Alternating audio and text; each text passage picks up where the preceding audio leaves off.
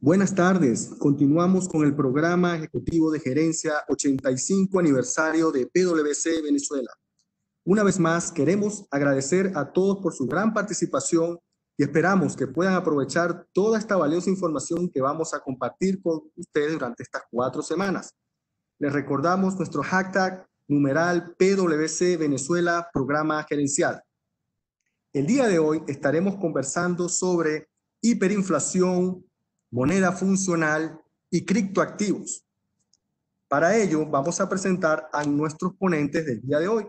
Ellos son Manuel Pereira, licenciado en Contaduría Pública de la UCAP, socio de PwC con más de 20 años de experiencia, principalmente en auditoría. En su carrera ha ocupado diversas posiciones a nivel local y regional. Actualmente se desempeña como el líder del Audit Transformation de la región América. Es miembro del Colegio de Contadores Públicos del Estado Miranda, de la Association of Certified Chartered Accountants, ACA, en el Reino Unido, y SCPA en Canadá, Ontario y British Columbia.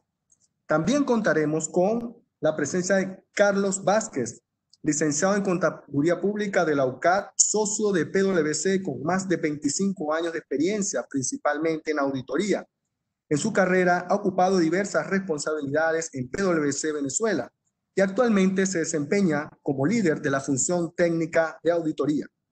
Participó en el programa de gerencia del IESA de PwC y es miembro del Colegio de Contadores Públicos del Estado Miranda.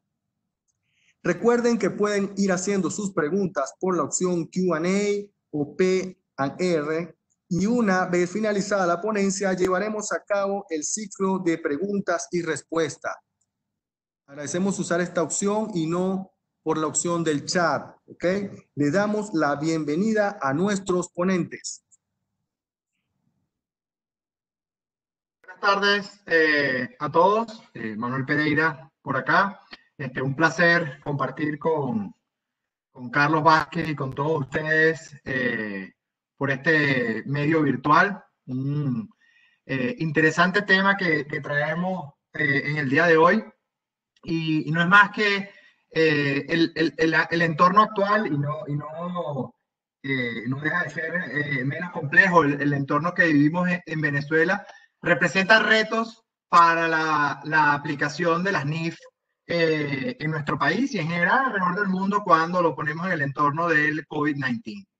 El día de hoy vamos a conversar sobre algunos de esos principales o esas áreas de NIF que están siendo principalmente afectadas por el entorno actual, como son el área de deterioro de activos, el tema de la hiperinflación, la habilidad de las empresas para continuar como negocio en marcha y la moneda funcional. Todos estos temas están íntimamente relacionados con lo que en el día de ayer conversábamos como parte de nuestro programa con relación al uso o al flujo de caja. Carlos Vázquez, no sé si tienes algún comentario inicial que agregar. Sí, buenas tardes a todos. Muchas gracias a todos por su participación. Y efectivamente, como acaba de comentar Manuel, pues estos temas están impactando definitivamente los entornos a nivel global, algunos muy particularmente al caso venezolano, como es la hiperinflación y la moneda funcional, de los cuales profundizaremos en mayores detalles sobre muchos de estos aspectos que definitivamente son de interés en el mundo empresarial hoy en día en Venezuela. Y bueno, y para comenzar, obviamente, hacer este tipo de presentaciones desde el ámbito virtual representa siempre algunos retos. Uno de ellos es que tanto a Carlos como a mí nos gusta hacer presentaciones donde la audiencia tenga la oportunidad de interactuar y participar, y así por eso que tenemos nuestra sección de preguntas y respuestas al final. Pero también a lo largo de la presentación iremos haciendo algunas o compartiendo con ustedes algunas preguntas para que tengan la oportunidad de participar. Erwin, por favor, si podemos colocar la primera pregunta para el grupo antes de comenzar a hablar de deterioro de activos. Y la pregunta dice que en los últimos 12 meses han registrado en sus estados financieros alguna pérdida por deterioro.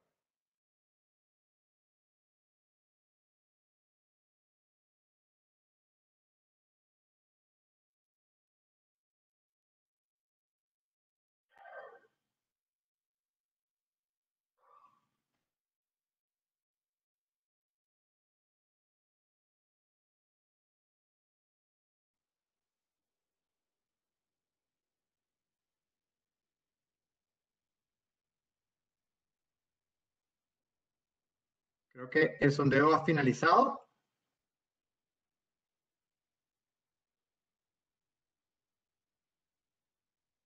¿Okay? Y bueno, efectivamente, probablemente, o muchos de ustedes han registrado pérdidas por deterioro o han evaluado el registro de pérdidas por deterioro en sus estados financieros. Sin embargo, el tema de deterioro, y sobre todo en el ambiente actual, se ha potenciado, se ha visto potenciado en el entorno del COVID-19. Es un poco lo que dentro de algunos temas que vamos a estar conversando en esta primera sesión. El mayor riesgo que presentan nuestros activos es que efectivamente estos activos de larga vida pierdan valor o su valor en libros no pueda ser recuperable a través del uso del activo. Y es lo que se conoce dentro de la norma contable como la pérdida por deterioro. Dentro de las complejidades que obviamente la pérdida por deterioro representa considera, está el hecho de que para nosotros poder evaluar la pérdida por deterioro necesitamos, y lo vamos a ver en más detalle en las próximas láminas, pero necesitamos principalmente mucho juicio, el desarrollo de muchas premisas y obviamente cuando los ambientes son de incertidumbre, pues esos procesos tienden a ser mucho más complejos, difíciles para la gerencia, para el soporte de las premisas y obviamente muy difícil desde el punto de vista del auditor para la evaluación de esas premisas. Edwin, no sé si podemos incluir o proyectar la siguiente pregunta.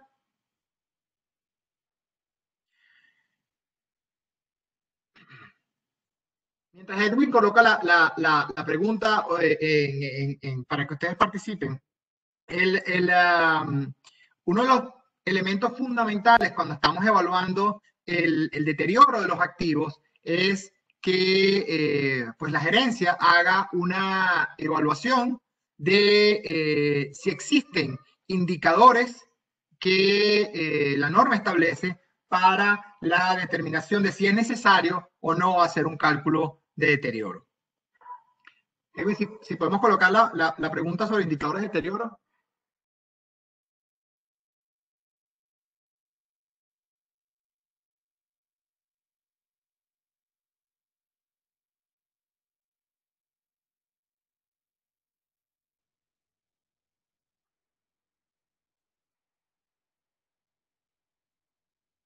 Ok.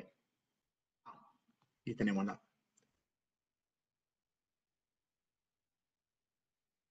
Okay.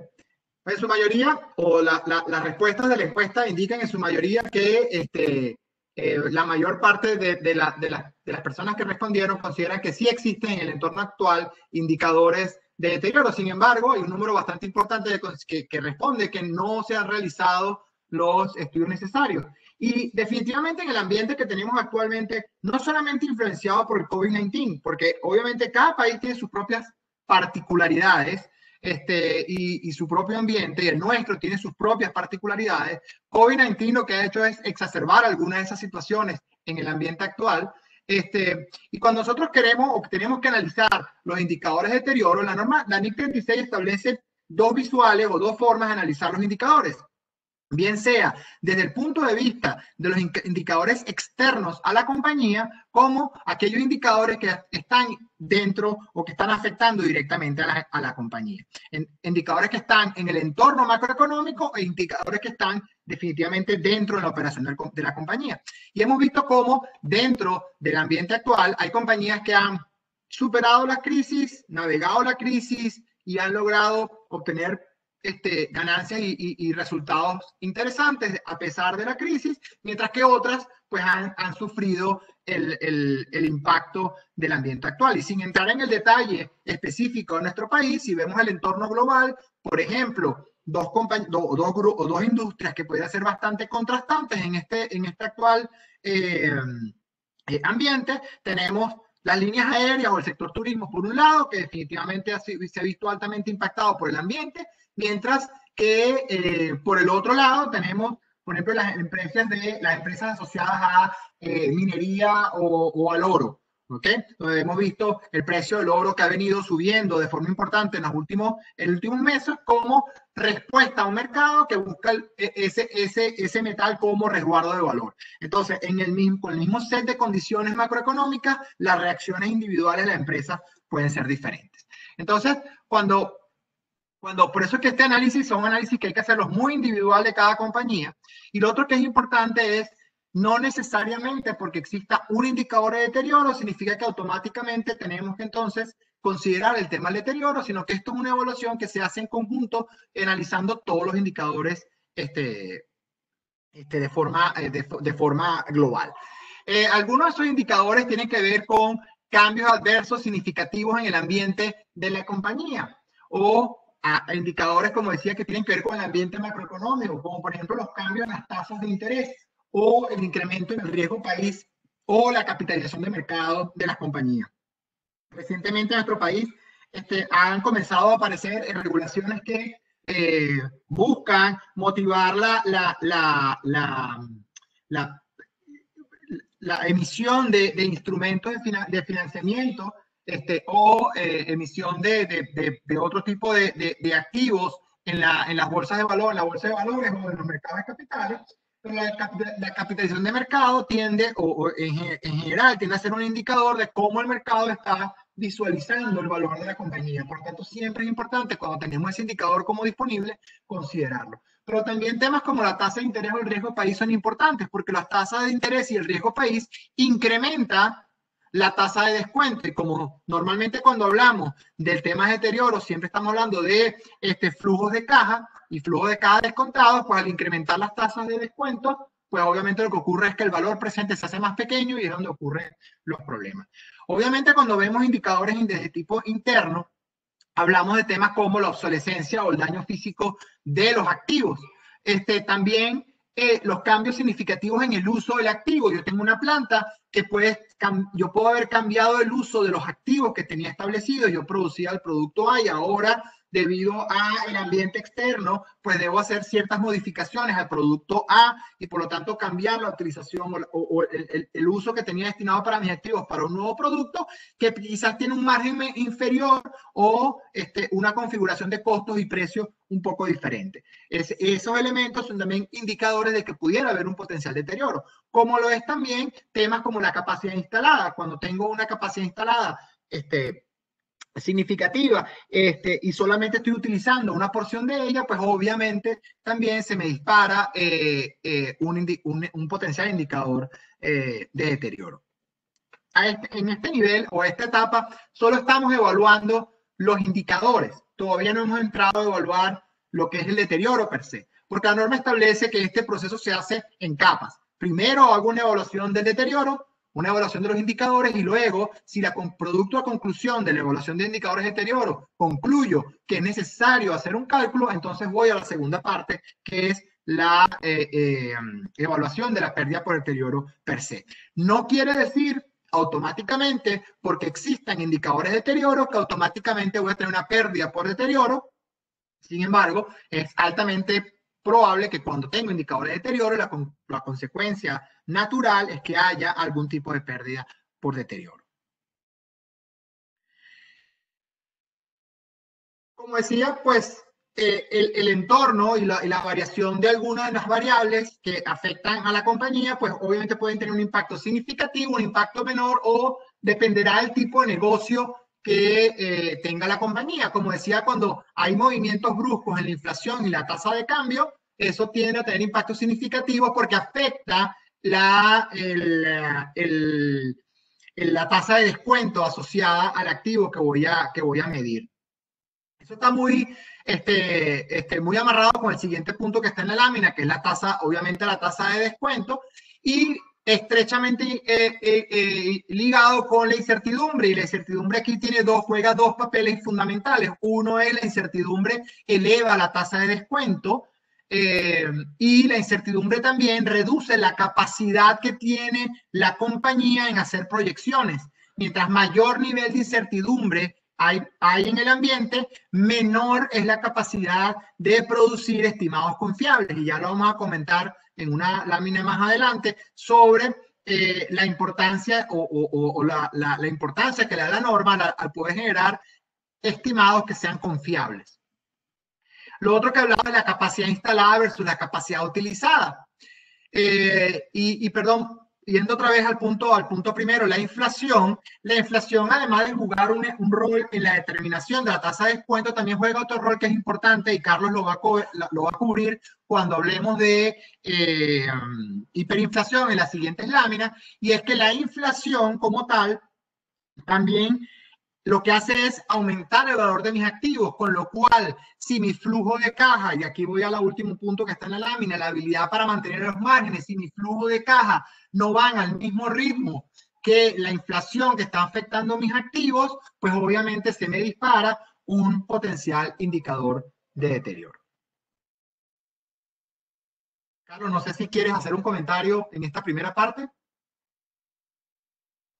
Sí, algo importante aquí a recalcar, en el ambiente venezolano, obviamente confluyen muchos aspectos, como ya el mismo sondeo lo indica por parte de la audiencia, de que sí, efectivamente estamos en presencia de indicios de deterioro, y por lo tanto los cálculos habría que tenerlos en consideración.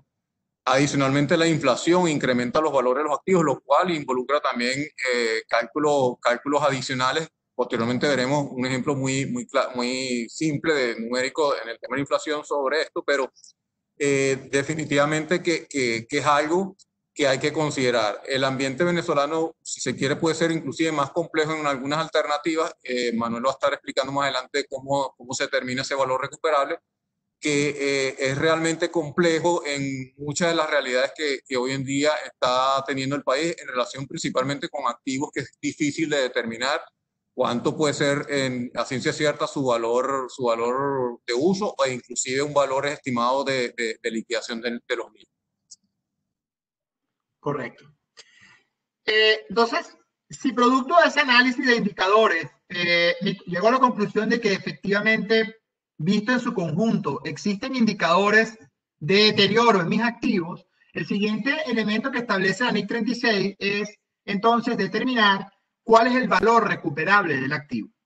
Y la norma establece que el valor recuperable de un activo está representado por el mayor valor, y óigase bien, es el mayor valor para el negocio en términos de flujo de caja que es capaz de generar entre el valor justo menos los costos de venta. Es decir, si yo decidiera ir al mercado a vender mi activo, ¿cuánto estaría dispuesto al mercado a darme por ese activo? ¿Ok? Medido de acuerdo con lo que establece la NIF 13, o el valor de uso representado por el valor presente de los flujos futuros de caja que se esperan se deriven del uso del activo. Entonces, fíjense que son dos conceptos completamente diferentes. Sin embargo, la norma reconoce que deberíamos utilizar el mayor de los dos, porque si, por ejemplo, yo como entidad individual, el valor de uso, que es el valor presente que representan los flujos de caja para mí, no logro recuperar el valor del activo, pero en el mercado existe apetito por el activo y existen personas que están dispuestos a comprar el activo porque tienen tecnologías diferentes, porque tienen sinergias que pueden lograr en ese proceso, pues es posible que el valor de venta del activo sea mayor al valor de uso que representa para mí individualmente. El valor de mercado o el valor de mercado también considera que yo puedo hacer ciertas adaptaciones o ciertas mejoras al activo, mientras que el valor de uso solo se calcula sobre el estado actual del activo. Ya eso vamos a conversar en una lámina más adelante. Pero lo que es importante en este punto es que entendamos que una vez que se han presentado los indicadores, mi siguiente etapa entonces es determinar ese valor recuperable. Y la norma indica que el precio o el valor justo no es más que el precio al que se podría recibir, el valor que se podría recibir al vender un activo en una transacción ordenada entre participantes de mercado a la fecha de medición. Es decir, no puede ser una transacción forzada, no puede ser porque estoy obligado a vender. Eso no representa un valor de mercado de acuerdo a la norma. Antes de pasar a las complejidades del cálculo de valor de uso, que es donde normalmente en Venezuela, en nuestro ambiente, terminamos el valor de uso, porque no existe mercados activos sobre la mayoría de los bienes que tenemos, Le voy a pedir a Edwin que coloque la siguiente pregunta para la audiencia, porque creo que es importante en el contexto de las complejidades que vamos a estar conversando más adelante. Pero mientras están participando y respondiendo a la pregunta, en el entorno, en otras economías más sofisticadas en cuanto al mercado, efectivamente existen mercados donde yo puedo medir cierto tipo de maquinaria, cierto tipo de activos y cuál es el valor de mercado que tienen esos activos. El mercado venezolano tiene ciertas limitaciones para ciertos activos, es decir, hay activos donde más o menos se puede medir algún tipo de valor de mercado, pero la mayoría de los activos, sobre todo plantas, es difícil tener una medición de valor de mercado. Por lo tanto, en Venezuela tendemos a por default, terminar en el cálculo de valor de uso, que no es más que entonces el flujo de caja que es capaz de producir ese activo dentro de mientras yo lo estoy utilizando. Entonces, a la pregunta que les enviamos, a la pregunta que dice si a ustedes recientemente han preparado proyecciones de flujo de caja, tenemos que un importante grupo, quizás el grupo mayoritario, respondió que solo presupuestan algunos meses. El siguiente grupo solo habla de que presupuesta hasta un año, y el tercer grupo dice, bueno, realmente no hacemos ningún presupuesto porque no tiene sentido hacer presupuestos en este escenario. Quizás un comentario un poquito fuera de la norma y sobre esa última respuesta de no hacemos presupuesto, no tiene sentido en este escenario. Particularmente considero que precisamente los escenarios de incertidumbre son los que requieren mayor nivel de ejercicio presupuestario, porque eso nos genera también una disciplina en cuanto al seguimiento, porque son los periodos que requieren mayor monitoreo de nuestros gastos y mayor monitoreo de nuestros márgenes. Sin embargo, lo que refleja la pregunta es precisamente una de las complejidades que implica el valor de uso. Cuando calculamos o la empresa requería hacer su cálculo de uso, lo primer elemento que establece la norma es que las premisas utilizadas deben ser razonables y demostrables. Pero si yo no estoy, o yo no genero, o no produzco un presupuesto a mediano plazo con premisas que sean razonables y demostrables, pues difícilmente podemos ingresar en este tema, o las discusiones en este tema se van a tornar bastante complejas. El escenario, y quizás el COVID-19 es un buen ejemplo de cómo los escenarios de incertidumbre también tienden a sacar o a permitir que dentro de la misma norma puedan ocurrir algunas adaptaciones al escenario. Mi experiencia en particular, habiendo tenido que manejar el tema del COVID-19 en los recientes cierres trimestrales de algunas empresas, es el hecho de que obviamente COVID representó un problema para la proyección de flujo de caja. Y lo que muchas empresas hicieron para mitigar el efecto es, en vez de utilizar un único flujo de caja, se utilizaron promedios ponderados de diferentes alternativas. Entonces, ¿cómo luciría este flujo de caja si el precio estuviera en un valor pesimista, si el precio estuviera en un valor optimista? ¿Qué pasa si la tasa de descuento fuera pesimista? ¿Qué pasa si la tasa de descuento fuera un poco más optimista? ¿Qué pasa si estuviéramos en el medio? ¿Qué probabilidad de cada escenario? Y entonces el ejercicio se puede convertir en un poco más complejo, pero también el hacer escenario nos permite lidiar con el tema de problemas a la hora de presupuestar o estimar flujo de caja.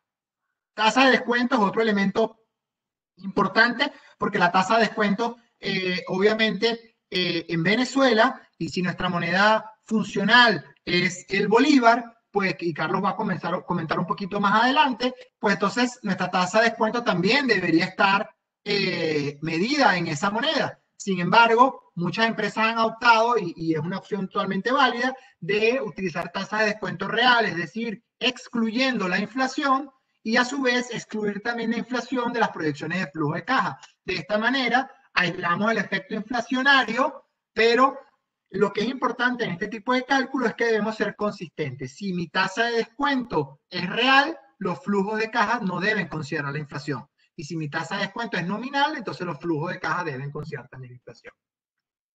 La moneda extranjera es otro elemento importante. ¿En qué moneda se genera mi flujo de caja? ¿En qué moneda voy a hacer el cálculo? Eso es importante. No está permitido en la norma el que yo proyecte ventas en dólares y proyecte tasas de cambio, sino que si mis ventas son en dólares, yo debo hacer entonces la proyección en dólares y descontar y calcular la tasa de cambio de hoy.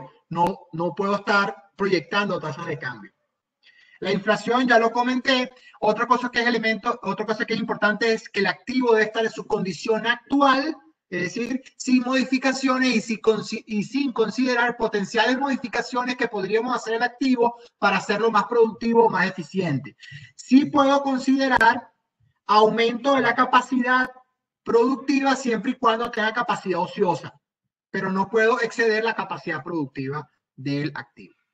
Y el financiamiento normalmente tiende a ser un elemento irrelevante porque el financiamiento se excluye de los flujos de caja, porque el financiamiento tiende a ser una elección del preparador o de la compañía. Y por lo tanto no debería influir el cálculo. Finalmente, algunos elementos importantes antes de darle la palabra a Carlos con el siguiente tema. El registro de deterioro. Es importante, obviamente los deterioros se registran contra el estado de resultados como pérdidas en el periodo en que ocurren. Igual con los reversos de deterioro se registran en el estado de resultados en el periodo que ocurre, con una excepción que es cuando existen activos revaluados. Cuando existen activos revaluados, en el caso de las compañías que estén utilizando revaluaciones, pues deben afectar primero la revaluación del activo. Las revelaciones en los casos de deterioro son muy importantes, son extensas. También son extensas cuando tenemos indicadores de deterioro, pero no tenemos un ajuste en los estados financieros. Y no se nos olvide, dentro de este contexto de deterioro, yo solamente hoy hablé de deterioro de los activos, pero también tenemos deterioro de instrumentos financieros. Por ejemplo, nuestras cuentas por cobrar se pueden deteriorar. La IFRS 9 establece cuáles son las bases para la medición de deterioro de nuestras cuentas por cobrar. Y también tenemos potencial deterioro de nuestros inventarios. Carlos, para hablar de la inflación. Muy bien, Manuel. Seguimos con la siguiente sesión del módulo, que es el tema de hiperinflación. Edwin, por favor, si puedes empezar colocando una de las preguntas. Mientras van contestando la pregunta, bueno, la hiperinflación es algo que en el ambiente venezolano tenemos muchísimos años lidiando desde el punto de vista económico-financiero. Es tan viejo como inclusive antes de que se adoptaran las BENIS, pues ya se tenía la vieja DPC-10, que era una mecánica de ajuste por inflación similar a la que establece la NIF 29. Sin embargo, pues estos últimos años se ha complicado el ambiente hiperinflacionario venezolano justo con otros aspectos que tienen que ver con lo que es la transabilidad en moneda dura de muchas de las operaciones que tienen las empresas hoy en día en Venezuela. Y eso hace que esa mezcla de factores pues haga más relevante lo que es la información financiera y por supuesto entender o tener claridad de lo que representan esas cifras que de alguna forma se expresan a través de la mecánica del ajuste por inflación contable, ¿no? La primera pregunta es algo muy sencillo, pues con esta mecánica pues tenemos que preguntarnos si la información financiera que estamos produciendo realmente es apropiada, si nos dice algo, si realmente los bolívares nos están mencionando algo, o inclusive una información financiera, una moneda estable, llámese dólar, euro, cualquier otro tipo de moneda que no esté sujeta a los niveles hiperinflacionarios del bolívar, nos da información relevante a efectos de tomar decisiones. Lo que responde la mayoría es que la información está siendo preparada tanto en bolívares como en otra moneda estable o en alguna divisa no sujeta a los embates hiperinflacionarios, lo cual es también el sentir, si se quiere, informal empírico que personalmente yo tengo con lo que son las interacciones que tengo en el día a día con empresas. Y es lógico esperar eso. Sin embargo, hay un grupo importante que todavía solamente se mantiene en información financiera en bolívares. Y quitando las consideraciones particulares, que puede haber algunas consideraciones particulares en casos muy puntuales en donde sea válida esa respuesta, hoy en día lo más recomendable es tener información tanto en una moneda estable como en una moneda hiperinflacionaria, independientemente, como es el bolívar, independientemente de digamos, las consideraciones técnicas que veremos más adelante sobre cuál es la moneda funcional de la entidad. Edwin, si por favor pones la siguiente pregunta. ¿Por qué es importante tener presente la información tanto en una divisa como en la moneda, en una moneda como el bolívar? Pues la verdad es que en la práctica lo que se observa es que básicamente no es que hay entidades, puede haberlas, pero la mayoría de los casos estamos viviendo un ambiente, si se quiere, mixto, en el sentido de que tenemos tanto transacciones importantes o relevantes, voluminosas inclusive, en la moneda local, el bolívar, como también transacciones importantes, voluminosas, en una moneda que no necesariamente es el bolívar, y eso implica la transabilidad de las mismas. Todo eso complica el manejo tanto operativo como de reporte financiero. Por tanto, es relevante la información tanto en una variable como en la otra. Edwin, si por favor pasa a la siguiente lámina.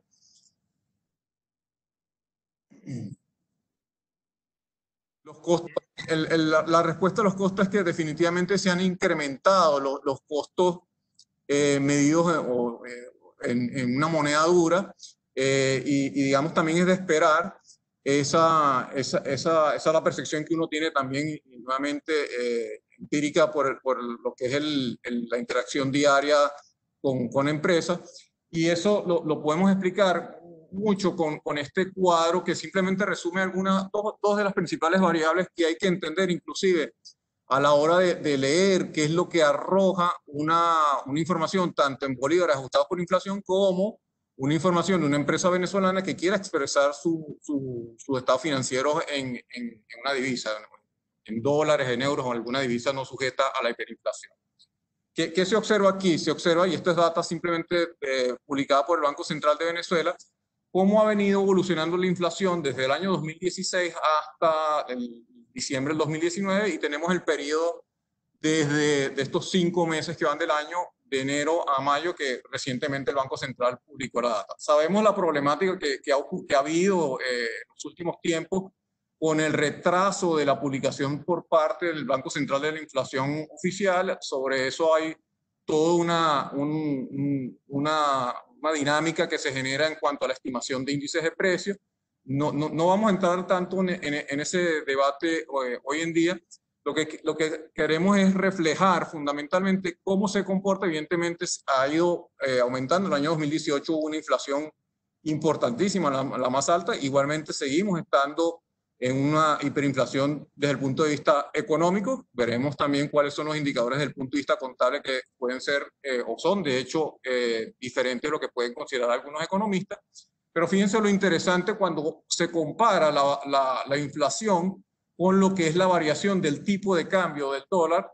Estamos hablando en este caso de la variación del tipo de cambio oficial que ha ido publicando el Banco Central. Entonces fíjense que la inflación y la variación del tipo de cambio oficial del 2016, si se quiere, tuvo una variación porcentual similar. Obviamente, cuando hablamos de una variación de 274, 239, hay una variación importante en términos de puntos, y eso se ve reflejado definitivamente a la hora de preparar los estados financieros de manera significativa en las partidas. Pero lo interesante es cómo se llega, por ejemplo, al 2018, y parece que hay un salto muy brusco, es decir, la inflación brincó a 130.000%, y la variación del tipo de cambio casi llegó al 2 millones por ciento interanual desde el inicio del 2018 hacia finales.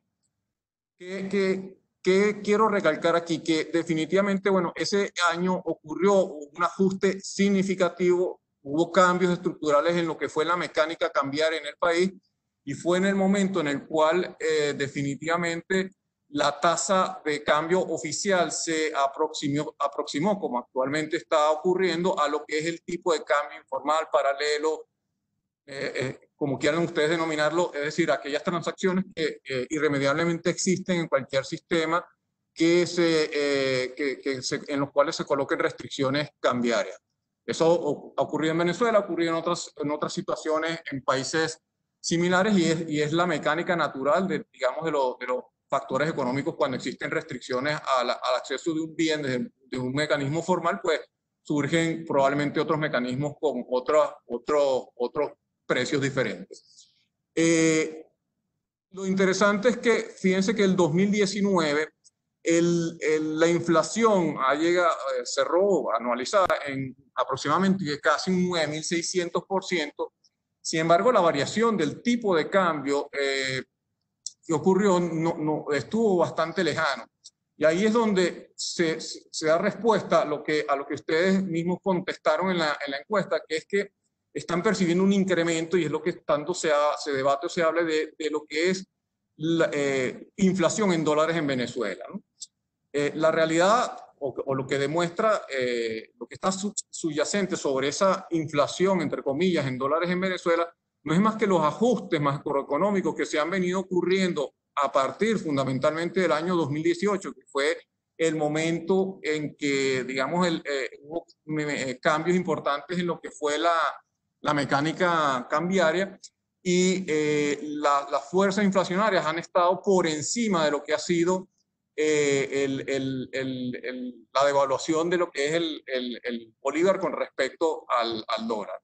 Casualmente, en lo que van los 5 meses del año, de acuerdo a la data del Banco Central, pues hay un pequeño incremento o apreciación, en este caso, de lo que fue la devaluación, lo cual implicaría en términos internos, de precios internos, medidos en divisas, pues una caída de los precios no tan significativa como los incrementos que se ven reflejados en el año 2019, debido a que la inflación superó en bastante proporción lo que fue la variación del tipo de cambio.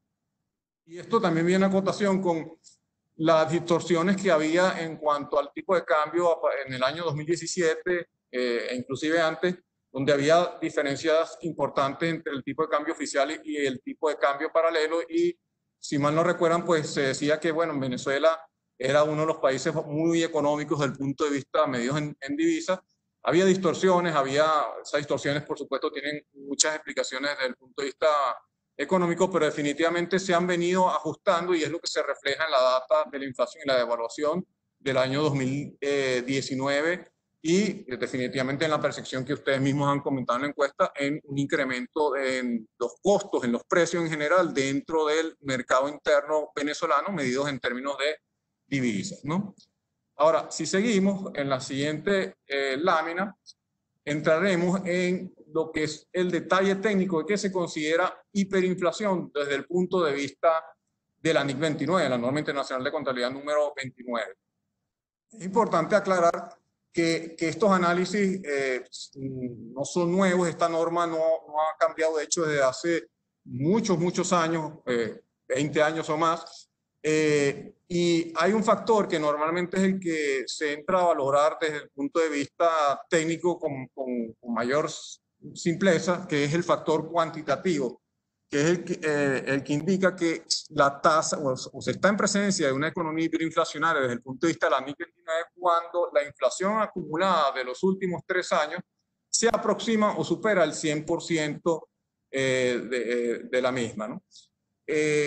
Esto en Venezuela, si uno va a la data del Banco Central, pues es así desde el año 2009. Es decir, Venezuela es considerada desde el punto de vista contable de la NIC 29 como una economía hiperinflacionaria desde el año 2009, e inclusive si vamos a la normativa técnica del local, el BABNIF número 2, que es el boletín que entra en este aspecto a efectos locales, establece un rango todavía mucho más rígido. Es decir, allí se establece que si la inflación supera un dígito en un año, pues ya debe considerarse el ajuste por inflación a efectos contables. Es decir, la inflación debería estar por debajo del 10% para que desde el punto de vista técnico-contable, dejemos de ajustar por inflación en el caso de las empresas venezolanas. Hay otros factores que son más difíciles de medir desde el punto de vista cuantitativo, como son la preferencia de mantener riqueza en activos no monetarios en una moneda estable. Normalmente eso se ve en los cambios o la protección que trata de ejercer la población en general, y dentro de la población estamos hablando evidentemente de entidades como son empresas, de tratar de mantener lo que son las utilidades en una moneda estable que esté fuera de los alcances de la hiperinflación. Fíjense, interesante, el segundo factor dice: los importes monetarios son considerados en términos de una moneda estable y probablemente los precios se coticen en dicha moneda, que es lo que estamos viendo con mayor crudeza en lo que es el ambiente venezolano, donde los precios muchas veces están referenciados a un valor en dólares, en euros o en alguna divisa, generalmente en dólares. Algo importante, y anticipándome aquí a lo que es el tema de moneda funcional, a veces tendemos a pensar que por el hecho de que un precio esté establecido en dólares, o los precios estén establecidos en dólares en una entidad, automáticamente eso me hace pensar que la moneda funcional de la entidad es el dólar. Y fíjense que ese es uno de los elementos que está dentro de la NIC 29 mencionado como un elemento de que a lo mejor tu moneda funcional no es el dólar, sino es la moneda local, y simplemente eso es una reacción a lo que es los embates de la hiperinflación, ¿no? Y ¿a qué vengo yo a hacer esa colación también? De que cuando vemos que estamos en presencia de incrementos o variaciones medidos en términos de divisas, de costos o de ingresos, quiere decir que hay factores locales que nos están afectando, y esos factores locales, después lo profundizaré con más detalle en la sección de la moneda funcional, pero esos indicadores lo que te hacen pensar, más allá de que otra cosa desde el punto de vista técnico, es que tu moneda funcional no necesariamente es el dólar, a pesar de que tú establezcas precios en divisas. Evidentemente, cada caso es un mundo, como diríamos por allí, y estos análisis son normalmente bastante juiciosos, hay que tener bastante cuidado y detalle en el mismo. Ahí, Carlos, quería hacer un comentario ahí. Sí. Normalmente cuando escuchamos ese término que a veces leemos o vemos en las presentaciones que dice la inflación en dólares, es precisamente un reflejo de esto que tú comentas, ¿no? De que efectivamente, lo que estoy es tratando de referenciarme a una moneda, pero que no necesariamente estoy anclado o mi moneda funcional realmente representa esa moneda. Simplemente me estoy tratando de referenciar lo que no implica automáticamente que mi moneda funcional cambió. Y eso lo vamos a hablar un poquito más adelante en la sección de moneda funcional. Así es, Manuel. Otro aspecto, y algunos dirán, bueno, las ventas y compras a crédito son realizadas a precios que compensan las pérdidas esperadas en la moneda durante el periodo de crédito. Uno dirá, bueno, en Venezuela prácticamente no se vende a crédito, pero ojo con esa aseveración, porque cuando se está vendiendo un producto y se le dice al cliente, mire, ese producto yo se lo vendo, usted lo puede pagar en bolívares, en dólares, pero yo se lo estoy vendiendo en $10, eso lo que se está haciendo implícitamente es precisamente colocando un precio que tiene una variable, tratando de protegerse precisamente de la inflación, a sabiendas de que probablemente o es posible que esa factura pueda ser no necesariamente cobrada por el valor especificado de la misma en dólares, ¿no? Las tasas de interés, salarios, tasas de interés ahí se refieren más que nada a lo que son el financiamiento bancario, pero allí en los últimos años ha habido una restricción importante en lo que es el financiamiento. Más adelante veremos también un indicador del Banco Central que explica esa restricción que estamos viendo en lo que es el financiamiento. Y hoy en día, por supuesto, las tasas de interés que hay nominativas bancarias, pues de alguna forma no reflejan efectivamente los niveles hiperinflacionarios que está teniendo el país. Sin embargo, las transacciones de financiamiento que ejecutan los bancos, pues sí conllevan algunas comisiones o algún otro tipo de cargos que de alguna forma si uno los analiza desde el punto de vista de fondo, lo que realmente reflejan es un nivel de costos de financiamiento que de alguna forma va aparejado a los niveles de inflación o hiperinflación que está teniendo hoy en día el país, ¿no? En la siguiente lámina, por favor. Vamos a entrar ahora en el detalle de la mecánica del ajuste por inflación, y ahí hay que tener presente dos aspectos o dos conceptos, que son partidas monetarias y no monetarias. Partidas monetarias son las que se realizan directamente en efectivo y por lo tanto el efectivo es per se el rey de las partidas monetarias. Las partidas monetarias, desde el punto de vista contable, generan ganancias y pérdidas tanto cuando estamos ajustando por inflación los estados financieros como si estamos hablando, por ejemplo, de una partida monetaria denominada en moneda extranjera. Es decir, un efectivo o una cuenta por cobrar en dólares, al momento de ocurrir una devaluación el bolívar con respecto al dólar, se generará una valoración a un nuevo tipo de cambio de esa cuenta por cobrar y por lo tanto una ganancia en cambio o una pérdida en cambio dependiendo de cómo se mueva el tipo de cambio. Las partidas no monetarias, por el contrario, son aquellas que no se realizan directamente en efectivo. El ejemplo o el rey de las partidas no monetarias suelen ser los activos fijos. Estas partidas no generan desde el punto de vista del ajuste por inflación ni ganancias ni pérdidas monetarias, y si estamos hablando, por ejemplo, de activos fijos que son, o partidas no monetarias en general, que se adquieren en una moneda extranjera, se adquiere un activo fijo en $100, el tipo de cambio al momento de la adquisición es de un bolívar por cada dólar, se registran 100 bolívares en la contabilidad. Posteriormente, si hay una variación del tipo de cambio de 1 a 2, no es que el activo se revaloriza y ahorita va a valer 200 bolívares en la contabilidad y se va a generar una ganancia de 100. No, simplemente queda a su valor original. Y en términos de inflación, pues es lo mismo, quedan a su valor anclado original en términos constantes. ¿Cómo lo vemos reflejado? En el ejemplo, la siguiente lámina, por favor, donde es un ejemplo muy sencillo de la mecánica del ajuste por inflación, donde en la primera columna vemos los bolívares históricos, entre comillas. Básicamente asumimos en este ejemplo que se está constituyendo una entidad en el año X1 donde se aportan 100 dólares, la tasa de cambio se asume que es 1 a 1 en ese año X1, se aportan 100 bolívares, un activo que tiene un valor de 100 y un patrimonio de 300.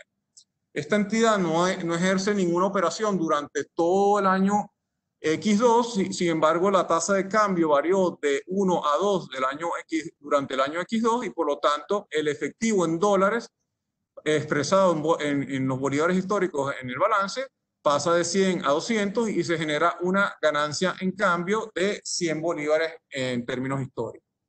Cuando eso lo traducimos a la mecánica del ajuste por inflación establecida por la NIC 29, lo primero que hacemos es expresar en moneda constante el año comparativo, es decir, el año X1. La inflación que se está asumiendo a efectos de este ejemplo es del 100%, por lo tanto, los saldos de X1 en bolívares históricos se multiplican por 2 y nos da los valores comparativos del año X1 expresados en moneda constante del año X2. El efectivo en dólares, pues, tiene que ser, o las partidas monetarias deben reflejar su valor nominal, su valor facial. Es decir, el efectivo en dólares, los 200 dólares, que son 100 dólares al tipo de cambio de 2. El efectivo en bolívares siguen siendo los 100 bolívares. Y el activo fijo, al ser una partida no monetaria, pues se ajusta desde su fecha de origen, que es el año X1, por la inflación que ha ocurrido durante el periodo, que es del 100%. 100 por 2 nos da 200. Para llegar finalmente a lo que sería toda la composición del balance. ¿Qué se refleja en el estado de resultados desde el punto de vista del ajuste por inflación? La ganancia en cambio de 100 bolívares se está asumiendo aquí que se generó toda a final del año X2 y se va a reflejar una pérdida monetaria por dos partidas, que son las partidas monetarias. Una es por el efectivo en bolívares, que en términos reales vale 100, lo vemos en el año X2 en la columna de bolívares ajustados por inflación, cuando en términos constantes comparativamente ese efectivo que no se ha movido en todo el año debería haber valido 200, pero vale 100. Por lo tanto, a efectos contables se refleja una pérdida monetaria por el efectivo en bolívares de 100. Lo mismo ocurre con el efectivo en dólares, es decir, el cálculo del ajuste por inflación hace la misma distinción. El efectivo en dólares inicialmente era de 100 bolívares, el mismo ajustado por inflación debería valer 200, pero realmente previamente a lo que es el ajuste cambiario, excluyendo el ajuste cambiario, como no vale 200 previo al ajuste cambiario, sino valdría los mismos 100, también se refleja una pérdida monetaria en este caso de 100 bolívares por el efectivo en dólares, ¿no? El ejemplo lo traigo a cotación también porque este ejemplo lo que refleja es que la devaluación fue del 100%, en este caso pasó de 1 a 2 el tipo de cambio, la inflación fue del 100%. Cuando eso ocurre, las partidas en moneda extranjera, simplemente cualquier ganancia en cambio se va a ver compensada con cualquier pérdida por inflación, en este caso, que por ser un activo y por lo tanto, la partida en moneda extranjera, el efectivo, no está generando ningún efecto en resultados desde el punto de vista neto. Si eso se traduce a moneda dura, que en este caso es la moneda de presentación, la mecánica que establece la NI 21 para efectos de traducción es simplemente tomar las partidas que se reflejan ajustadas por inflación en bolívares y dividirlas entre el tipo de cambio de la fecha, de cada una de las fechas. Por lo tanto, X2 se divide entre 2, que es el tipo de cambio que se está asumiendo para el ejercicio, y nos da cada una de las partidas en dólares. X1 simplemente se toman las partidas del año pasado, las históricas, deberían ser las ajustadas por inflación también en moneda del año X1 y se dividen entre el tipo de cambio de X1, que era 1, en este caso se está asumiendo 1. Y por lo tanto se reflejan los dólares de las columnas de dólares X1, ¿no? Fíjense, lo interesante es que la ganancia en cambio se compensa de 50 en dólares con el reme en efectivo de pérdida de 50 del efectivo en dólares, y solamente nos queda un reme de pérdida, en este caso efectivo de bolívares, que no es otra cosa, si uno lo quiere ver, como que el efectivo en bolívares medido en términos de dólares es que perdió valor. Es decir, yo hubiese tenido el año pasado 100 bolívares a un tipo de cambio 1 equivalían a 100 dólares, pero hoy en día lo que tengo son 100 bolívares a un tipo de cambio de 2 equivale a 50 dólares y por lo tanto tengo una pérdida, en este caso monetaria, se ve reflejada en monetaria, pero en el subyacente puede ser una pérdida por devaluación también. Obviamente, como vimos en la lámina previa, este no es el caso de Venezuela porque aquí se asume que la inflación y la devaluación van de la mano. Eso no ocurre, ya lo vimos en la data del Banco Central, no ocurre en Venezuela y por lo tanto no hay estas compensaciones perfectas y surgen otras complejidades adicionales en la práctica. Lo que quiero acotar aquí es que en la medida en que la inflación y la devaluación converjan, el ajuste por inflación de los bolívares traducidos a dólares va a ser equivalente a mantener o presenciar unos estados financieros como si hubiesen sido preparados en términos de una moneda estable. Nuevamente, eso no es lo que ha ocurrido, no ocurre de hecho ni siquiera en otras latitudes, es decir, otras monedas, otras economías, por ejemplo el euro, la inflación no necesariamente refleja la misma variación con respecto al tipo de cambio del euro con otras divisas, por ejemplo el dólar o en cualquier otro país que tenga una moneda estable.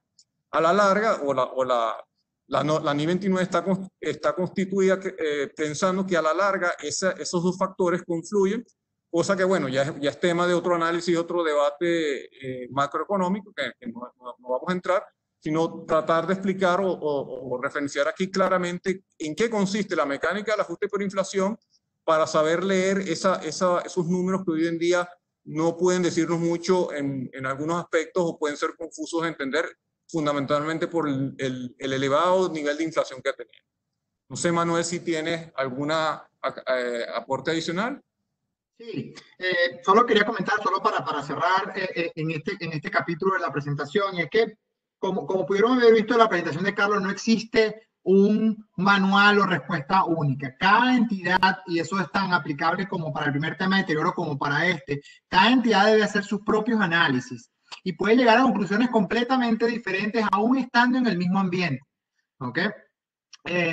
No quiere decir, y esto muchas veces lo he escuchado, es que la información en bolívares no es útil, ¿no? Hay situaciones donde la información en bolívares precisamente puede ser mucho más útil que la información en divisas.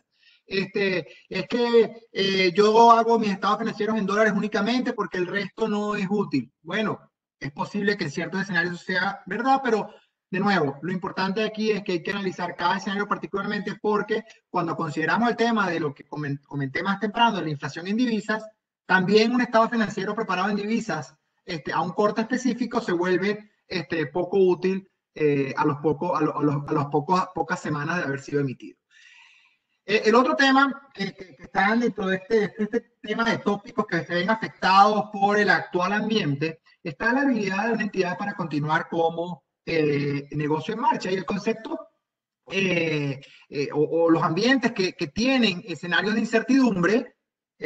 Hoy por hoy hablamos del COVID, pero en Venezuela hemos tenido también escenarios de incertidumbre no necesariamente vinculados al COVID.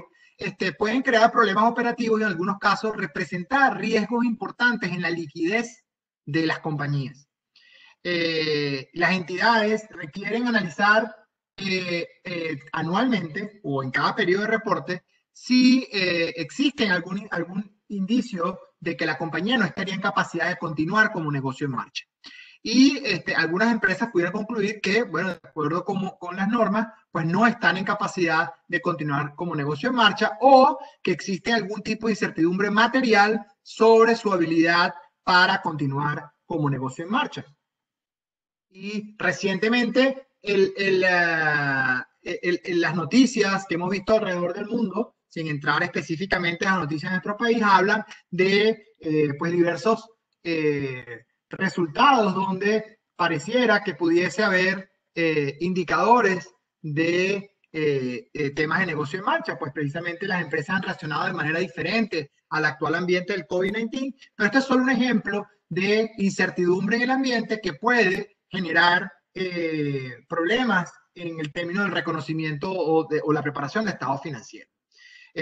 No quiere decir que una empresa que entra en problemas de negocio en marcha automáticamente desaparece, ¿no? Efectivamente existe y los principios contables consideran cuál es el tratamiento que se le debe dar en esos casos. De hecho, cuando una entidad tiene dudas significativas sobre su capacidad para continuar como negocio en marcha, ocurren dos elementos. Si efectivamente concluyo que no tengo capacidad para continuar como negocio en marcha, pues entonces las NIF establecen que aún estando dentro de las NIF, puedo preparar mis estados financieros en una base diferente a la base a la cual normalmente estoy acostumbrado a prepararlo, es decir, normalmente una base de liquidación.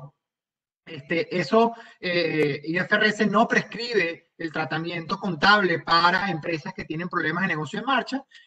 Sin embargo, el hecho de que tenga un problema de negocio en marcha no me pone automáticamente fuera de las normas internacionales de información financiera. Lo importante cuando estamos en situaciones como esta es que las divulgaciones que se incluyen en los estados financieros pues sean suficientemente detalladas para explicar las bases sobre las cuales han sido evaluados los activos y pasivos de la compañía. Pero también pudiese estar, como decía anteriormente, bajo un esquema donde no tengo una certeza al 100% de que no voy a tener capacidad de continuar como negocio en marcha, pero tengo dudas razonables o dudas materiales sobre la capacidad de la empresa para continuar como negocio en marcha. Por ejemplo, dentro de este ambiente del COVID, recientemente he tenido que interactuar con varias empresas donde sus divulgaciones han estado muy enfocadas hacia el hecho de que mi capacidad de continuar como negocio en marcha depende altamente de mi capacidad de obtener financiamiento en el corto plazo. Y a la fecha de la emisión de los estados financieros, ese financiamiento no lo he recibido, pero la empresa considera y estima que es posible o es probable que obtenga el financiamiento. Eso es lo que hace generar una incertidumbre importante sobre su capacidad de continuar como negocio en marcha, y lo que requiere por defecto es que entonces se hagan unas divulgaciones importantes en los estados financieros. Edwin, si podemos colocar la pregunta, la siguiente pregunta, por favor. La pregunta que les hago a la audiencia en este momento es si tienen deudas en sus estados financieros, deudas con empresas relacionadas en moneda extranjera, porque normalmente muchas empresas presentan o pueden estar presentando estados financieros con pérdidas importantes en su estado, en el estado de resultados, que vienen principalmente originados producto de tener deudas con empresas relacionadas por montos importantes y que estén expresadas en moneda extranjera. Y si las tasas de cambio son como las que mostró Carlos hace unas láminas, pues obviamente eso automáticamente genera un impacto importante en el estado de resultados de la compañía. Y mientras llegan las respuestas, pues sigo avanzando con algunos elementos que son fundamentales a tomar en cuenta. La liquidez, pues cómo mido la liquidez, cómo mido mi capacidad de cubrir mis pagos futuros. Muchas de estas empresas o noticias que hemos visto de que la empresa tal o cual se registró como empresa en quiebra dentro del concepto, por ejemplo, de los Estados Unidos de empresa en quiebra, no significa que la empresa va a dejar de operar o que la empresa tiene un problema automáticamente de negocio en marcha. Simplemente la compañía está pidiendo una protección y esa protección se utiliza para proteger a la compañía al momento de dejar de hacer pagos a proveedores. Y eso es parte obviamente, debo medir la liquidez, mi capacidad de cubrir mis compromisos en los próximos, la norma establece de al menos en los próximos 12 meses. También tiene que considerar si existen covenants asociados, por ejemplo, a la deuda que tenga la compañía que puedan ser incumplidos en el camino. Entonces, yo tengo que tener una deuda que es a largo plazo, que no la estoy considerando en mi análisis de liquidez, pero si en ese proceso o en esos 12 meses, dentro de mi estimación, yo pudiera incumplir con algunos de los covenants establecidos en esa deuda, eso implica que esa deuda automáticamente se convertiría en deuda exigible y por lo tanto pudiera estar afectando el análisis de liquidez que estemos realizando. También es importante considerar los eventos posteriores. Es decir, yo puedo tener una foto al momento del cierre contable de la compañía, 31 de diciembre o 31 de marzo, estoy hablando de un periodo intermedio, pero los eventos que ocurran posteriores son importantes a tomarlos en cuenta. De hecho, muchas bolsas de valores alrededor del mundo, reguladoras alrededor del mundo, dieron plazo o extendieron los plazos de las compañías para hacer los filings trimestrales de la información que es pública. Muchas empresas tomaron este tiempo adicional para permitir evolución en el tema del COVID y de hecho algunas empresas pudieron inclusive o les dio tiempo de incorporar en sus estados financieros que sus operaciones habían sido o habían reanudado luego de un periodo importante de haberse detenido. No es lo mismo hacer la medición viendo hacia adelante 12 meses con la incertidumbre de saber si mis operaciones iban a comenzar o no, o cuando ya sé como un evento posterior y confirmado que mis operaciones ya se reanudaron y por tanto mis flujos de cajas se podrían mantener. Obviamente, si tengo una incertidumbre material sobre la capacidad de la compañía como continuar como negocio en marcha, automáticamente se me disparan temas de deterioro, como hablamos más temprano, o temas asociados con la recuperabilidad de los impuestos sobre la renta diferido activo. Y finalmente, a lo que iba la pregunta que de alguna forma compartía con ustedes, pues obviamente si hay saldos con entidades relacionadas y creo que la audiencia está dividida en un 50-50, 50 sí tiene saldos importantes, 50% no tiene saldos importantes, pero si tengo saldos con empresas relacionadas es importante entender la exigibilidad de esos saldos. Si las empresas relacionadas en estos momentos pues no tiene planteado el exigir los saldos y esos son diferibles en el tiempo, ese es un análisis que hay que considerar en este estudio de negocio en marcha, porque la compañía se puede ver en una situación completamente diferente si yo considero esos flujos de caja en los 12 meses de liquidez o pues los considero fuera de ese periodo de 12 meses. Y ya, digamos, para como último tema asociado a este juego de elementos importantes en las NIF que se ven afectados por el actual ambiente de incertidumbre, pues le vuelvo a dar la palabra a Carlos Vázquez para comentar un poco de otro tema que siempre está sobre la mesa, que es el tema de la moneda funcional. Gracias, Manuel. Sí, antes de un breve comentario, con el tema del negocio en marcha, pues en el caso venezolano tenemos un cumplimiento del artículo 264 del Código de Comercio, que no necesariamente el cumplimiento de esos indicadores per se indica de que ya la empresa puede tener un problema de negocio en marcha. Puede que sí, puede que no. Eso hay que analizarlo caso por caso, ¿no? Ya, Edwin, por favor, si colocas las preguntas en relación a la moneda funcional, ¿no? Como introducción a esta última parte de la sesión, quiero recalcar que vamos a hablar aquí de la NIC 21, que es la norma que habla de moneda extranjera. La NIC 21 básicamente tiene tres conceptos claves a considerar a efectos de la preparación de los estados financieros, ¿no? Uno es moneda extranjera. ¿Y qué se entiende por moneda extranjera de acuerdo a la NIC 21? Pues básicamente moneda extranjera de acuerdo a la NIC 21 es toda aquella moneda que sea diferente a la moneda funcional, que es lo que vamos a estar conversando. La moneda funcional tiene ciertos indicadores que los veremos en detalle de cómo se determina. Es decir, no es de simple elección por parte de la entidad. Hay que analizar y ver muy bien esos indicadores de la norma para llegar a una conclusión de cuál es la moneda funcional.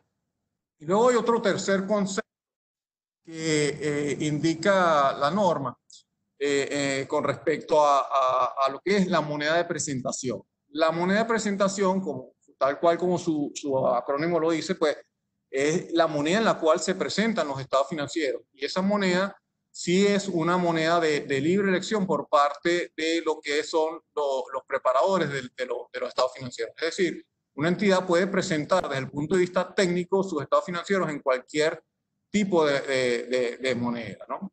La primera pregunta que hacíamos es, en los últimos años ha habido un incremento de lo que son las facturaciones y cobranzas en bolívares, facturaciones y cobranzas en bolívares o facturación en bolívares y cobranzas en dólares. Al final hay un grueso de lo que es la audiencia que respondió que hay una facturación en bolívares y cobranzas, digamos, en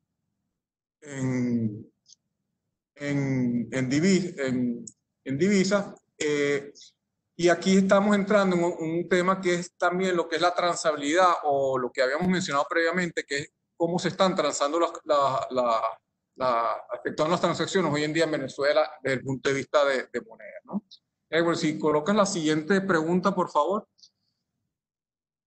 Está relacionada sobre los análisis de la moneda funcional, ¿no? Vamos a avanzar a la siguiente lámina, por favor, mientras la audiencia contesta la pregunta. Fíjense, algo interesante también de data del Banco Central es cómo se ha ido comportando y lo que explica o de alguna forma esta data nos da a concluir que el efecto que estamos teniendo de transabilidad cada vez mayor en una moneda que no necesariamente es el bolívar. Esa data que se menciona allí es como la liquidez monetaria que publica el Banco Central en diciembre. El dato que se tomó en este caso fue a diciembre cada año y se incorporó el de mayo. ¿Cuánto equivale, medido en términos de millones de dólares? Es decir, se tomó la liquidez, que es el valor en bolívares, entre el tipo de cambio oficial que existía en ese momento, y vemos cómo ha habido una disminución hasta importantísima, llegando a mayo en estos momentos de que la liquidez que hasta el Banco Central equivale a 578 millones de dólares. Es decir, con 578 millones de dólares se pudiese comprar la totalidad de los bolívares que existe en el país a mayo, a finales, el último día de mayo del año 2020, y simplemente pues desaparecerían todos los bolívares del país. Los datos que uno ve del 2017, 16, pues pueden tener esas distorsiones como veíamos anteriormente con los tipos de cambio, debido a que había una disparidad importante entre lo que era el tipo de cambio oficial con un tipo de cambio paralelo, y probablemente había una sobrevaluación del tipo de cambio oficial en ese momento. Pero independientemente, si se hiciesen los ajustes en esos años, serían unos valores muy superiores a lo que hoy en día existe, medidos en términos de dólares, de liquidez en el país. Y por lo tanto, eso se ve reflejado en las respuestas que se dan, de que hay una transabilidad cada vez mayor de lo que es las operaciones en términos de una divisa que no precisamente es el bolívar, es una moneda diferente al bolívar, ¿no? Edwin, si pasa a la siguiente lámina, gracias.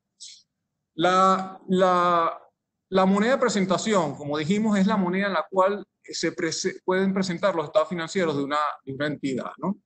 Esa moneda de presentación o el esquema para convertir un estado financiero a una moneda de presentación es primero prepararlo en la moneda funcional, que vamos a entrar a ver cómo se determina. Una vez que se tienen los estados financieros preparados en la moneda funcional, básicamente si se quieren presentar en una moneda diferente a la funcional, lo que se toma es los activos, los pasivos, se dividen al tipo de cambio de cierre y eso va a reflejar los activos y pasivos en esa moneda de presentación.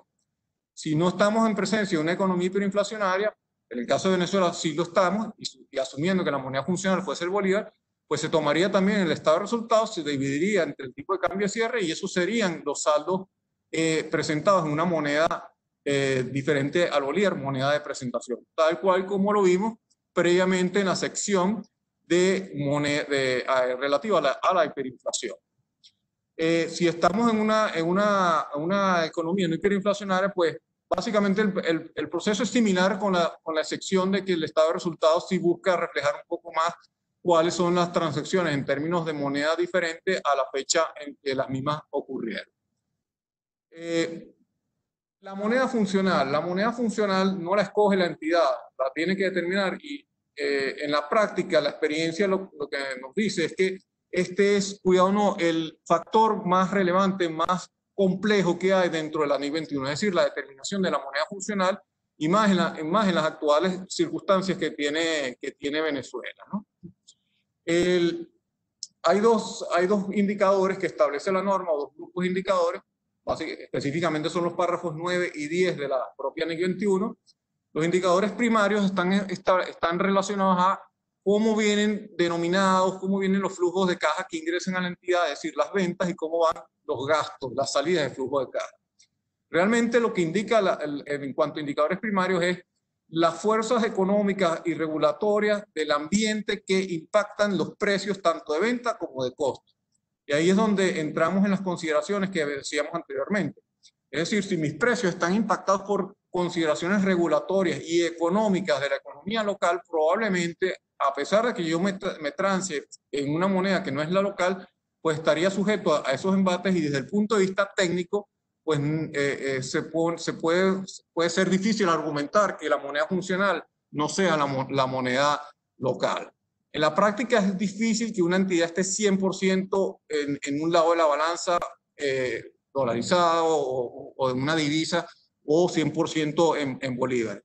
Como es difícil llegar a ese 100% o una conclusión, la norma establece lo que son los indicadores secundarios. Dentro de los indicadores secundarios nos preguntamos ¿cómo me financio? ¿En divisas o en bolívares? ¿Cómo acumulo las utilidades? ¿Las acumulo en divisas o las acumulo en la moneda local? Al final hay que poner, como digo, en una balanza todos estos indicadores para llegar a una conclusión que de hecho veo de la pregunta que hicimos a la audiencia que básicamente pues han continuado utilizando el bolívar como moneda funcional, lo cual pienso que puede ser válido en muchas circunstancias. Sin embargo, a nuestro modo de ver, lo más prudente es ser muy cuidadosos de esta situación y pensamos que con las actuales circunstancias lo prudente es a estar pendiente de esto y hacer los análisis respectivos y documentar muy bien estos factores.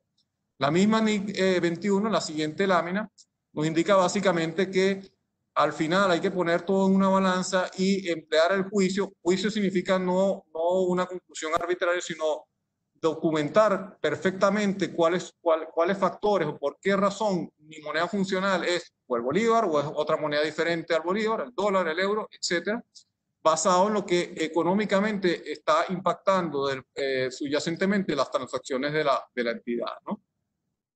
Siguiente, por favor. ¿Cómo es un cambio de moneda funcional? Pues básicamente, si hay un cambio de moneda funcional, se toman los estados financieros que se tenían previos, tenemos estados financieros en bolívares, se traducen al tipo de cambio, bolívares ajustados por inflación, se traducen al tipo de cambio de la fecha del cambio.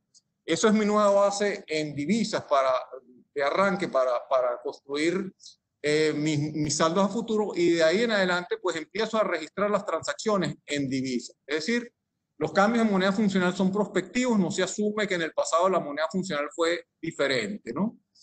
¿Qué otras cosas hay que tener presente en este tema de la moneda funcional? Pues que igual siguen existiendo transacciones fuera de lo que es la nueva moneda funcional. Si una empresa cambia de moneda funcional bolívar a dólar, pues probablemente siga manteniendo transacciones también en bolívares. Los sistemas de información son vitales tanto para el tema de moneda funcional como para el tema de la hiperinflación, para tener información oportuna, veraz, fiable. Es importante considerar que si la moneda funcional es diferente a la fiscal, pues siguen, a la local, siguen existiendo consideraciones locales, legales, que hacen requerido el uso también de los bolívares para otros fines. Considerar también lo que son las métricas de desempeño, que pueden ser diferentes medidos en términos de una moneda funcional bolívar a una moneda funcional diferente.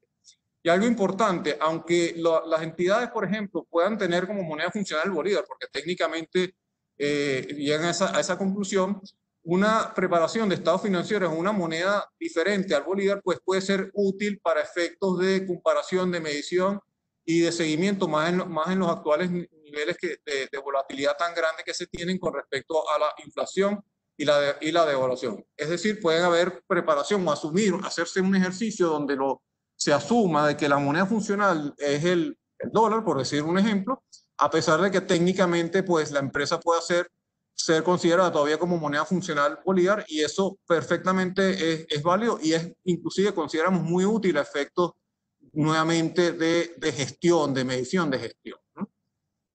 Ya finalizando la sesión, el último aspecto que tenemos es los criptoactivos, que es algo que ha estado muy en boga. Las preguntas típicas que surgen en este tema es si los criptoactivos se consideran efectivos. Técnicamente, de hecho, las normas internacionales de información financiera y la misma Federación de Colegios de Contadores Públicos ha emitido pronunciamientos al respecto. Al día de hoy no se consideran, por lo tanto, si los criptoactivos no se pueden considerar efectivos, tampoco se pueden asumir como moneda funcional, aunque sí a efectos locales la Federación emitió un boletín dando una pauta para en los casos en los cuales sea requerido por alguna causal específica factible la presentación de unos estados financieros en criptoactivos. Y la mecánica es básicamente tomar los estados financieros en la moneda funcional en la cual se preparan y básicamente convertir por el tipo de cambio, el valor de conversión que exista a la fecha de cierre, todas y cada una de las partidas que se reflejan en ese balance o en esos estados financieros. Hasta aquí lo que ha sido los aspectos relacionados con el tema de moneda funcional. Y bueno, dejamos la palabra nuevamente para la audiencia. Bien, excelente las ponencias. Gracias, Manuel Pereira, Carlos Vázquez. Vamos ahora con nuestro ciclo de preguntas y respuestas.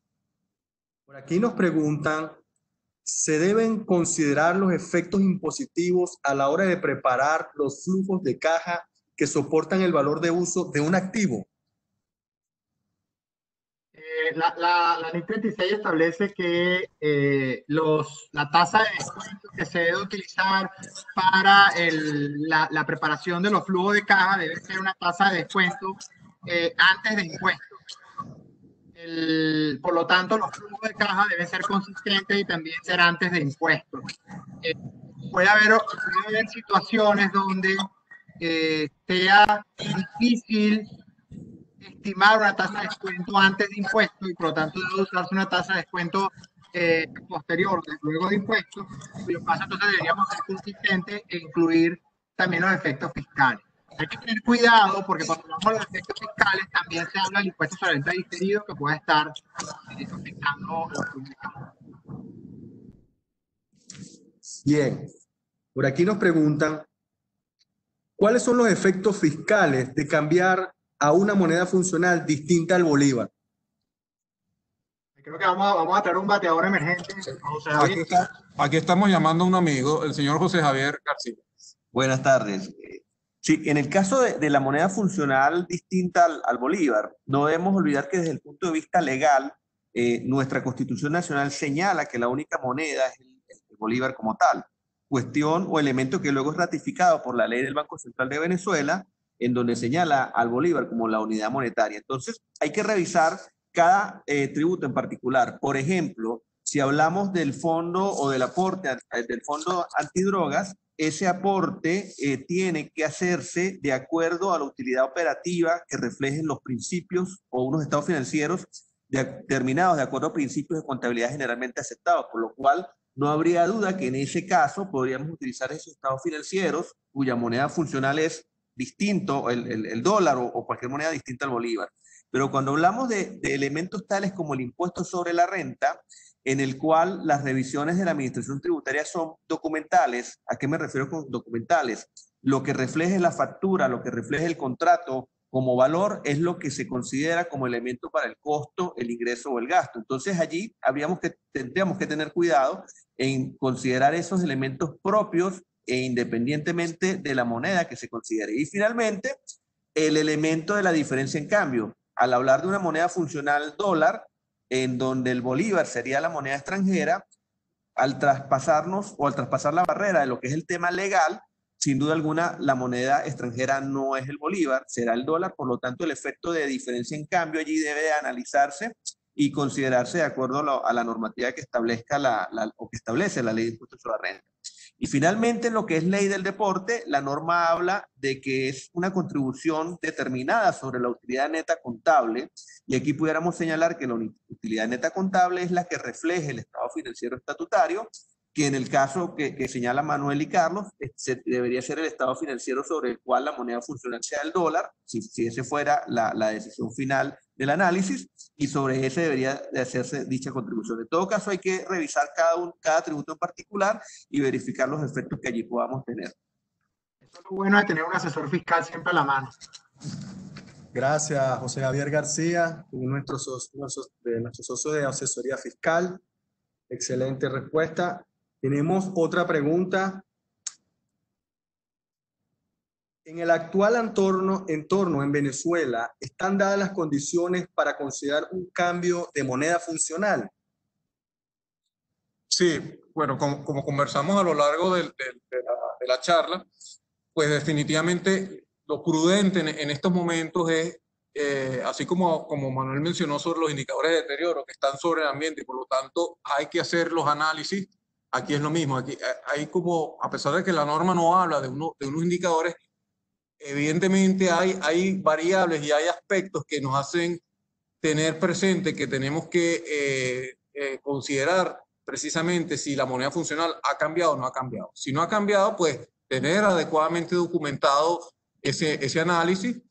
Y si ha cambiado, por supuesto, ya hay otras consideraciones mayores, como conversamos, en relación a sobre todo sistemas de información, información financiera, entendimiento de la nueva información financiera.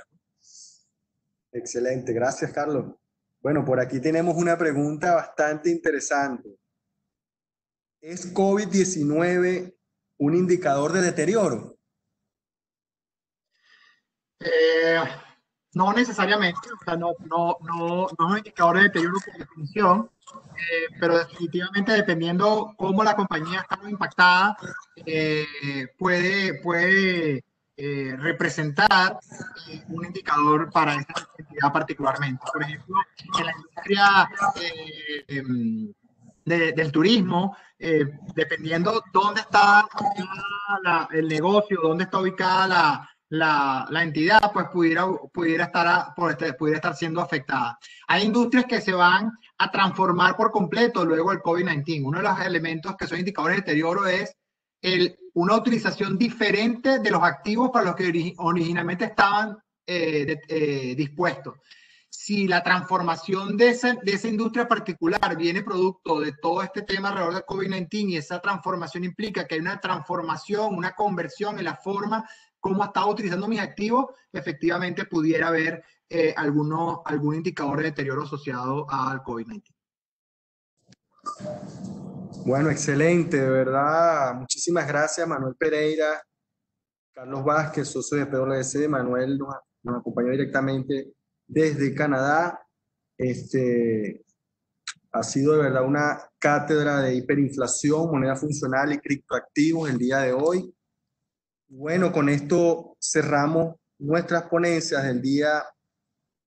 Recuerden que el próximo miércoles 17 de junio a las 5 de la tarde estaremos de regreso conversando sobre se acelera la cuarta revolución industrial, cómo adaptarnos en época de crisis, con nuestro ponente José Chirinos, socio de Risk Assurance Service de PwC.